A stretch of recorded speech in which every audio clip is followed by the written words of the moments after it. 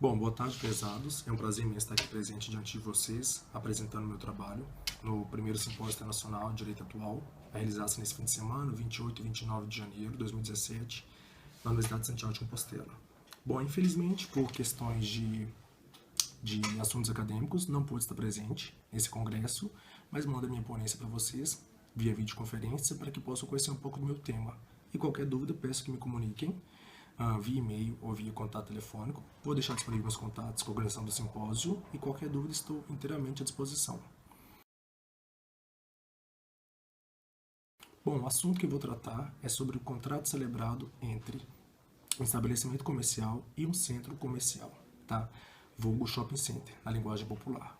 Bom, como todos nós sabemos, os shopping centers desenvolveram-se nos Estados Unidos em meados de 1950, frente à grande produção e o fomento econômico e industrial daquela época, e na Europa e Brasil desenvolver-se cerca de 10 anos depois, em meados de 1960. Na Europa, pela questão do período pós-guerra, que estava com uma fraca economia, uma baixa densidade populacional também, então demorou um pouco a fortalecer novamente o comércio, as questões... demorou um pouco a fortalecer o comércio e melhorar as questões de produção, de matéria-prima e crescimento demográfico também. E no Brasil, chega um pouco tardiamente também, mas hoje em dia está em plena expansão, mesmo em meio à crise. Bom, a questão de shoppings comerciais, a legislação portuguesa não conceitua o que são shoppings comerciais. Ela apenas dá indícios do que é o shopping comercial e cabe à doutrina de jurisprudência essa conceituação. A base para essa conceituação é a portaria 424, do qual os doutrinadores utilizam para poder conceituá-la. Só que a conceituação, como eu disse, não é uma conceituação pré-definida em lei, é apenas ensinamento doutrinário e também jurisprudencial, tá?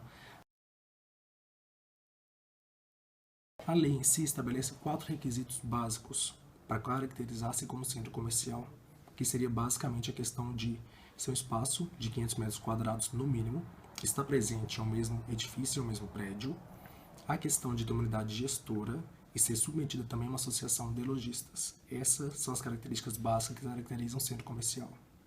Bom, no Brasil também não temos uma legislação que define o que são centros comerciais, não temos uma conceituação do que são centros comerciais e tampouco uma lei que o disciplina.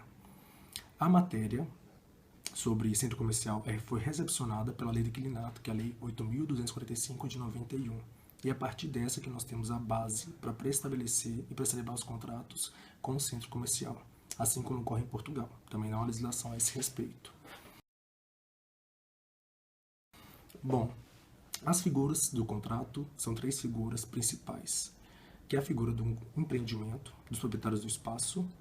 A segunda figura é um gestor comercial ou uma empresa de gestão comercial. E a terceira figura são os lojistas.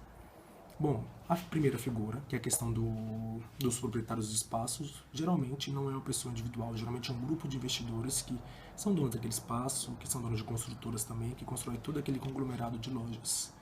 Em um segundo momento, após a construção, passa essa administração para os gestores comerciais, que são encarregados de contratar os lojistas, assim como também promover o espaço. Promover o espaço com a questão do marketing, com a questão do comércio, atraindo lojas âncoras, entre outras coisas também. São responsáveis por toda a questão da organização e da utilização do espaço, como a questão da limpeza, da iluminação, da promoção, enfim, de colocar o lugar literalmente em movimento, em funcionamento. E no terceiro lugar vem os lojistas, que são aquelas partes que literalmente vão instalar o seu comércio, vão entrar ali e vão gerar renda para o lugar também, vendendo seus produtos. Tá? Bom, a relação principal que se estabelece é entre o gestor comercial e os lojistas comerciais. O lojista não possui uma grande autonomia ao celebrar o contrato. Os contratos são tidos como contratos de utilização, ou seja, é um contrato de adesão no qual cabe ao lojista apenas assinar o contrato e discutir cláusulas menores, como questão de duração do contrato e também questões em relação ao pagamento da renda, em relação ao pagamento do aluguel, pois o contrato já está previamente celebrado ou pactuado pela associação, pelo grupo dos gestores comerciais. Ou seja, o gestor comercial ele tem um poder muito grande frente ao lojista. É ele quem predetermina e define como o centro comercial vai funcionar. A questão do horário de abertura, do horário de saída, a questão dos planos de segurança, a questão da limpeza, enfim, tudo isso é regulado pelo gestor comercial. tá? E quando o lojista aceita ou contrata um espaço naquele estabelecimento comercial, ele automaticamente está disposto a cumprir com todas as regras pré-estabelecidas pela Associação dos Lojistas. Por quê?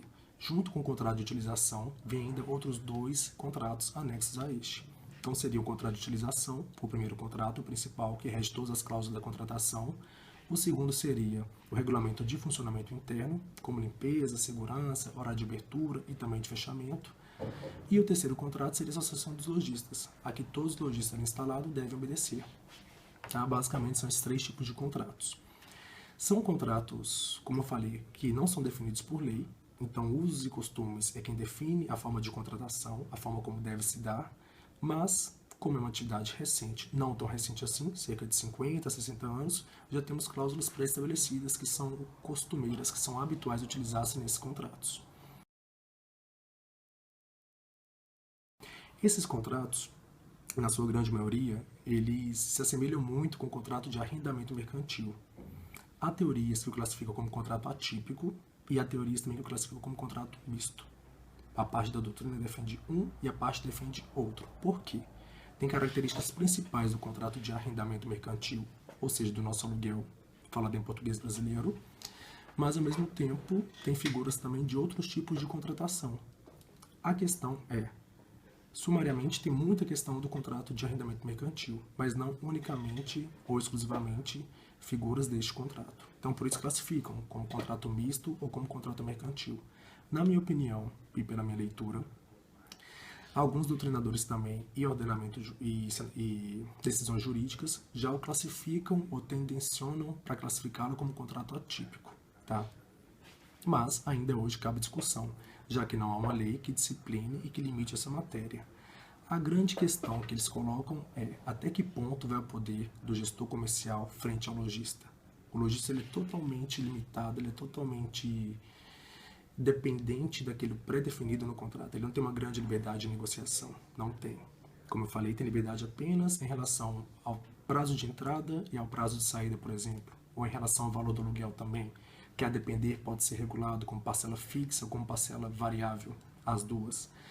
Há algumas lojas que predefinem como parcela fixa, um valor X por mês de aluguel, e outras que predefinem como valor X de aluguel fixo, mais uma renda variável, conforme as vendas do espaço.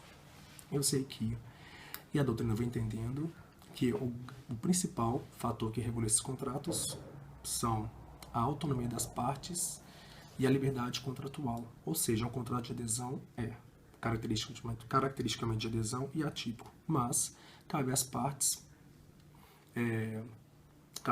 norteadas, direcionadas pelos princípios da liberdade contratual e pela boa-fé, liberdade contratual, boa-fé, função social do contrato e, principalmente, liberdade contratual, celebrar aquele contrato e estabelecer as condições de contratação.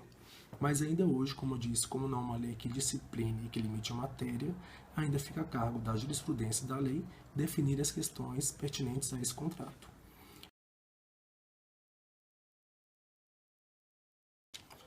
Bom, conforme vos disse, a legislação espaça sobre o assunto, não tem uma legislação que especifique, que determine ou que limite matéria, então fica a cargo dos contratos celebrados, da doutrina e jurisprudência, poder explorar um pouco mais esse assunto, tá? Como eu falei com vocês, em Portugal é a portaria 424 e no Brasil é a lei 8.245, que é a lei do inquilinato, por isso configura-se como contrato atípico, como eu disse, com figuras do arrendamento mercantil, mas com outras características específicas e individuais, que caracteriza o contrato, e é um assunto que gera maiores delongas, maiores discussões, visto o poder do gestor comercial frente ao lojista, que infelizmente não temos muito tempo para tratar do assunto, visto que o tempo é muito escasso, e me disponibilizo uma outra vez.